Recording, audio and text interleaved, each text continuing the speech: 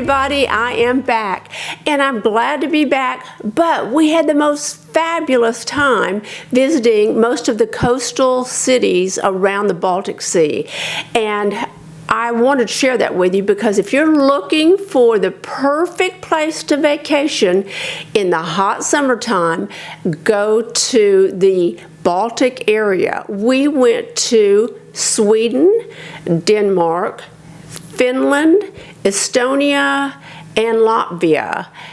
And it seems like I might have left one out, but I'll check and see. If you have not been to the Baltic area, it's a must. If you love European travel, this is one of those gotta see it places because it's so quiet, so serene. The architecture is beautiful, and the people seem to be very proud of their Viking heritage, and you will find a lot to do there. The food was wonderful, fresh seafood, not as much fresh seafood on menus as you would think.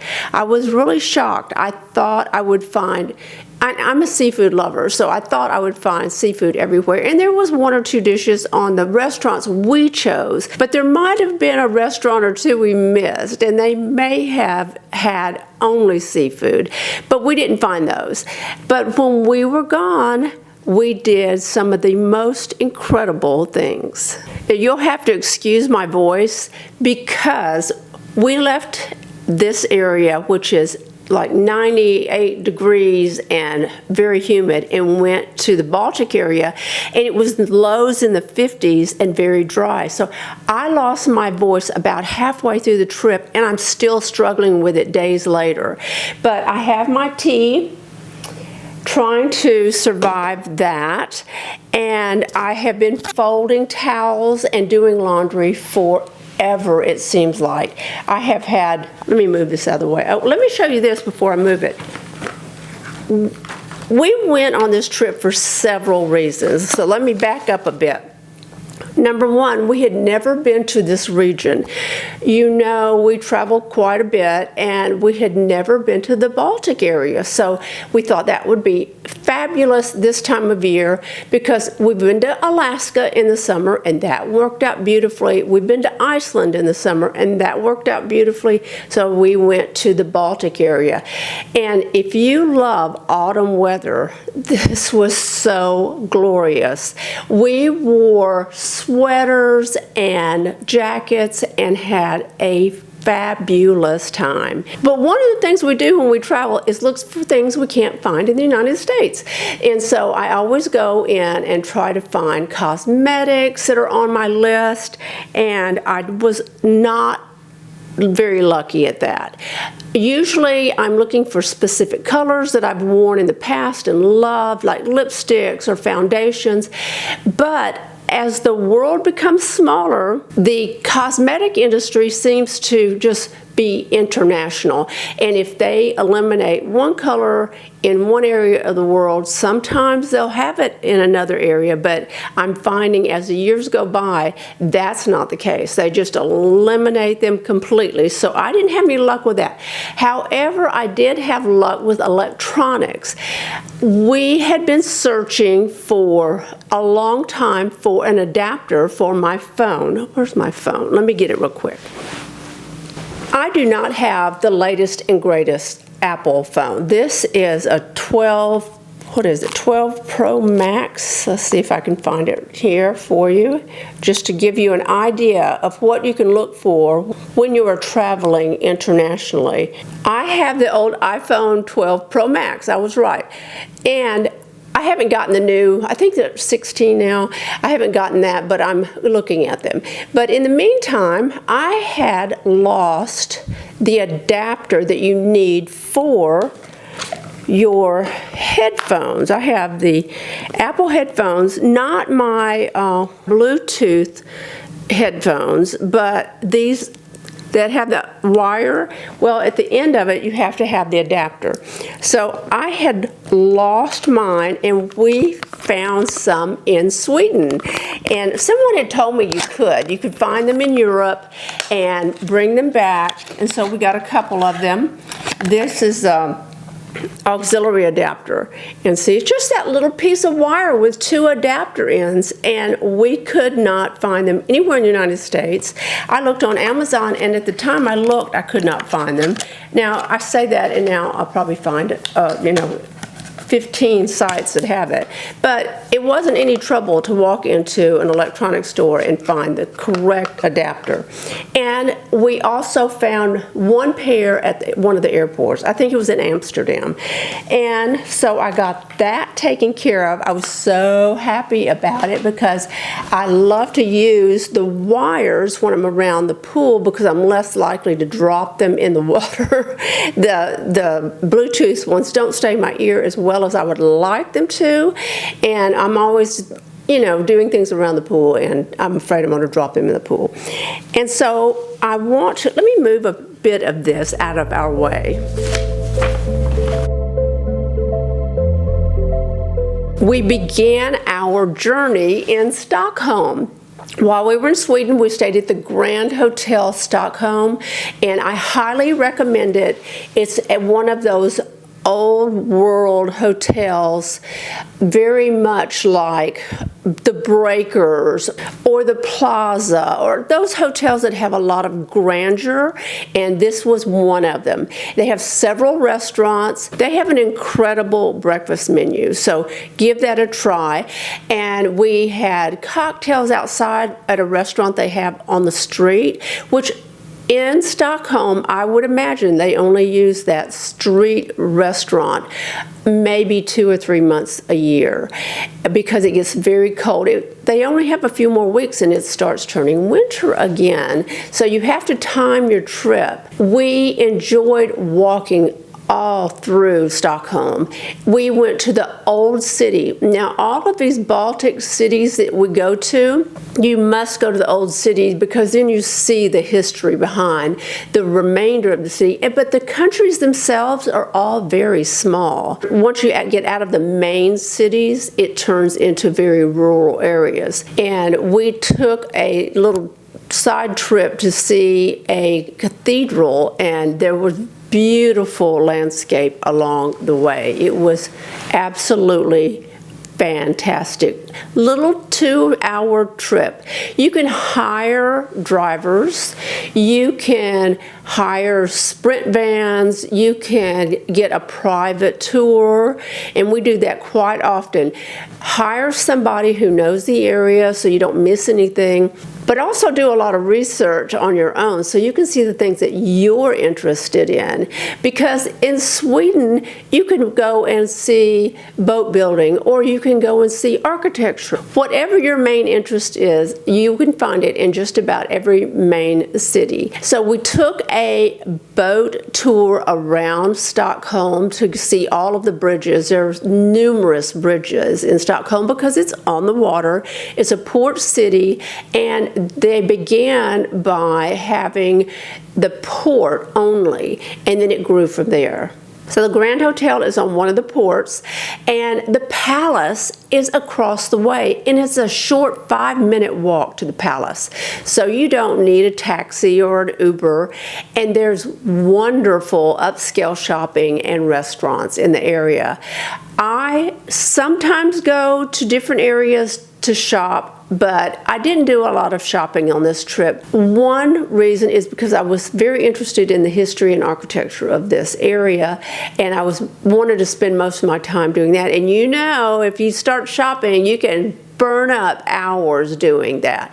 But I was more interested in going to see some of the more historic areas of the cities. And actually, the day we took a boat tour, we got off the boat and we were walking toward the palace, and we happened upon the palace guards in a parade, and it was so old worldly looking and a best opportunity for photographs. You might be interested to know that in Stockholm, you do not really need to know Swedish if you stay within the hospitality areas. Most everyone knows English, and we find that just about everywhere we go. You can always ask someone that's under, say, the age of 30, and they will know quite a bit of English. And some areas they know English perfectly. And we found that even in Glamistan, which is the old town area of Stockholm, even the smallest restaurants, the host and hostess or waiters would know English, and no problem. The menus are in English. You will find, depending on what type of restaurant you go to, that you will see the menu items in both Swedish and English. Many times if you run across somebody who is speaking Swedish to you, if you say a couple of Swedish words and ask them if they know English, you'll find out that they actually do. Wherever you go in the area, you're going to see water, lakes, ports, and a lot of boats. And it's just a quiet way of living. It's very serene, even in the larger cities like Stockholm, very serene. The people are a quiet people. If you are looking for all kinds of excitement, I don't believe Stockholm is where you will find it. I'm sure there are parties or clubs that we did not run across, but if you want a beautiful scenic trip, go to Stockholm. I could have spent a week in Stockholm itself. I'm going to put some video and pictures here so that you can see. I'm going to intersperse them throughout this video. I was unable to do a narrative while I was there because I lost my voice. But if you made Stockholm a destination trip and stayed a week, you would not be disappointed. There are several modes of transportation to tour the coastal cities around the Baltic Sea. You can take a float plane, like a seaplane, in from one city to the other. There is a ferry that runs from city to city and country to country. And if you rent a car, you can actually take the car with you. But what we did was we went into Stockholm, stayed for several days, and then we took a cruise and used the cruise almost like an Uber to visit all of these countries. And then we wound up at the end of our trip and stayed there for several days. And I'm going to kind of walk you through that a bit. Of course, when you take a cruise, you don't stay for a long period of time, but we wanted to just touch base with these various countries like Estonia, Latvia, those smaller countries, and get a sense of what the country was all about and the history of the countries. And I think that is a good way to start, and you can always return if you find something you really love, which we have done in the past. We have visited a short period of time somewhere and then say, okay, put that on the map because we are going back to that spot.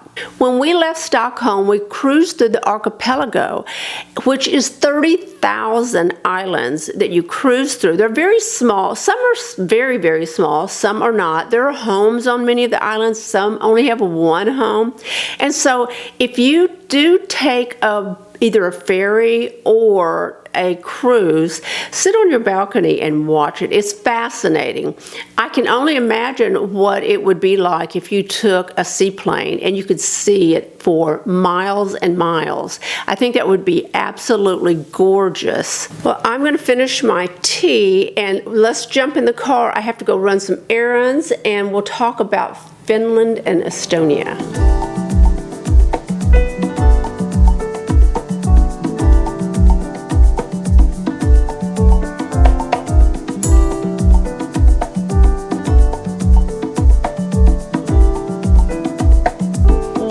Of the pluses of taking a cruise ship is that you do not have to pack and unpack. It's like you are in a floating hotel room and you can enjoy your trip without having to move from hotel to hotel. So that is one more reason to take a cruise if you're going to have many stops and you want to see several countries. So I highly recommend that. So now we went on to Helsinki. Now Helsinki is that old world charm, beautiful. They love their flowers, and I imagine that is partly because they have such a short summer and they really cherish those flowers, but also pastries. I have no idea why all of these major cities in this area that we were in really had incredible pastries and coffee, and there's no better way to enjoy a European city than to sit out at a cafe and have a cup of coffee or cappuccino and a pastry and watch all the people walk by. I'm sure if you are like the rest of us, we love people watching. Actually, that was a highlight of Helsinki, was people watching at a cafe. Just a quiet little cafe, people walking by, enjoying the architecture around us. And we did go to a cathedral that had absolutely stunning architecture and history behind it. So I will link what I can below so that you will know what you might want to see. If you see something in any of these photos, if I have not linked it below, let me know and I'll go back and link it. And oh, Estonia was next, and it was flowers, flowers, flowers everywhere. Everything was in bloom, sights to see, and enjoying the weather.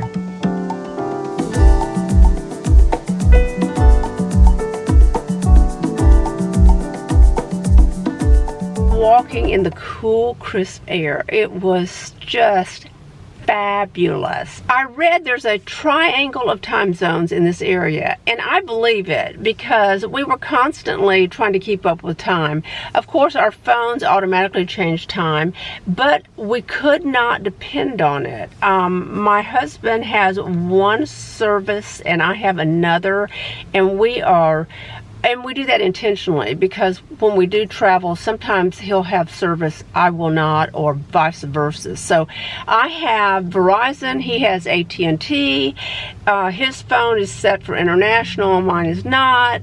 You know, you just have to make things work, and we did. We just set an analog clock to go off at the specific time we wanted to wake, and it worked out perfectly, and we did not miss a thing. We enjoyed every minute of every day. And then it was on to Gotland, and Gotland is now part of Sweden. At one time it was an independent nation, but they have so many sights to see. It is, of course, surrounded by water because it is an island. It began as a port, but it also was a stronghold for quite a while.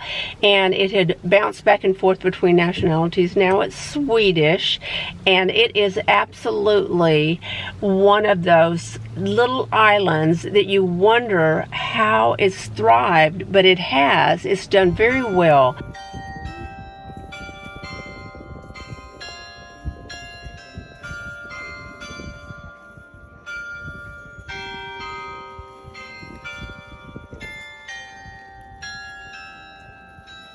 And then it was on to Latvia. Now, Latvia is bordered by Estonia, Russia, Lithuania, and Belarus. I think that's how you pronounce it, Belarus or Belarus. And you'll remember we went to Russia a few years ago, and you really feel the influence of Russia in Latvia. Not purely Russian, but I'm sure that the people who live in Latvia have a lot of Russian relatives. The food is a bit the same, and it has an old town area that was lovely, lovely, lovely. We were there on a quiet morning and walked through the city and saw all of the cathedrals as the bells were chiming. It was just glorious. I'm going to run in the grocery, and then when we finish that, we are going to go to Denmark, where there are bicycles, and more bicycles.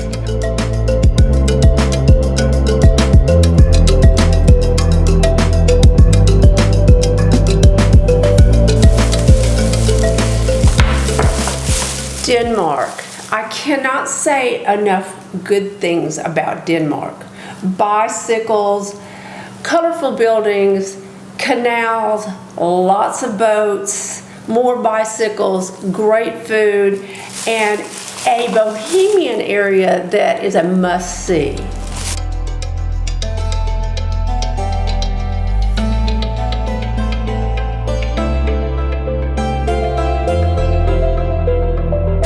stocking up on things that I have run out of before we left. We came back to an empty house, so I am replenishing everything.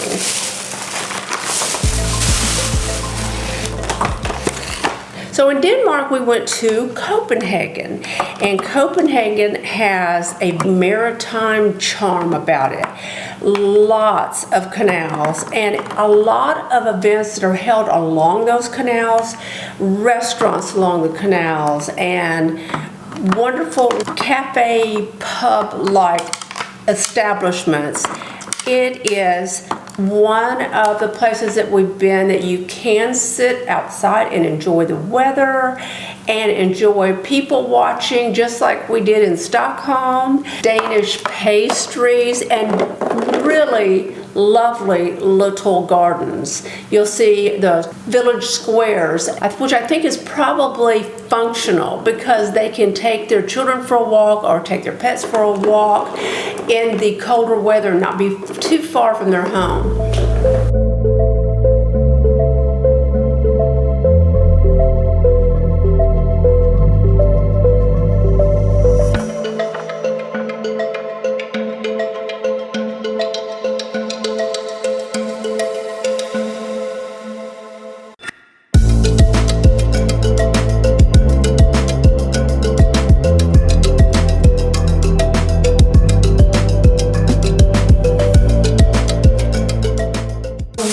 Most unique places you must see, even if it's just for a few minutes, is Freetown Christiania.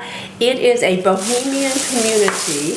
It's not much of a community any longer, but in the 70s, I believe in 71 or so, 1971, it was set up and it was no longer regulated by the police. They had an agreement that the people who lived there could live their artistic lifestyle any way they wanted. There were a lot of drugs, a lot of drug sales, and over the years it collapsed, which you would imagine would happen in a situation like that. I'm sure it sounds like utopia to some people. However, there's not enough structure to sustain itself, so it didn't last long. If you go, it's cash only. Anything you buy, art, any foods or anything, most places only take cash. Now there are only about 850 to 1,000 residents, and it's about a 19-acre area. And when you go to see it, it is very, very like an art colony. It's the only way I can describe it, is an art colony. And I'm sure they all have the crafts that they use to make a living. It used to be a military base, and it was taken over. It was abandoned by the military and then taken over by this group that almost had a commune idea about it. So if you get a chance, give that a few minutes of your time. And we really enjoyed Copenhagen because we were there the longest and we could really absorb the culture. I think that the foods were very similar to the foods in Sweden, and the people are just as cordial and quiet as they are in all of the Baltic cities that we visited. You know, sometimes when you travel and you see a culture that is entirely different than your own, then you wonder, could I live in that location? Well, Denmark is one of those areas that I could live in Denmark, especially in Copenhagen. There's enough contemporary business thriving there that I really enjoy it. If you're one who likes the rural life, I'm sure there is plenty of space for you there because I think most of the population lives in Copenhagen, Denmark. The rest is a lot of farmland, and beautiful farmland at that. If you're wondering, this is hot pepper jelly and cinnamon apple jelly because we are getting ready for the autumn season. Although it's still very warm here, I think we probably have a couple more months of our next entertainment, which is hurricane watching. So we hope to dodge that, and maybe those hurricanes will stay out in the Atlantic. And I hope you have enjoyed coming along with me on this trip. I wish I could have done all of my narrative as we were taking the trip, but like I said, the voice is gone. It was totally gone while I was on the trip. But now I can look back and enjoy it and look back at this journey with you and remember all the things we saw, because the trip is over, but the memories are still there. And I hope you have enjoyed this video. If you have, please give it a thumbs up. Be sure to leave a comment. And if you're not a subscriber, tap the subscribe button, and I'll see you next week.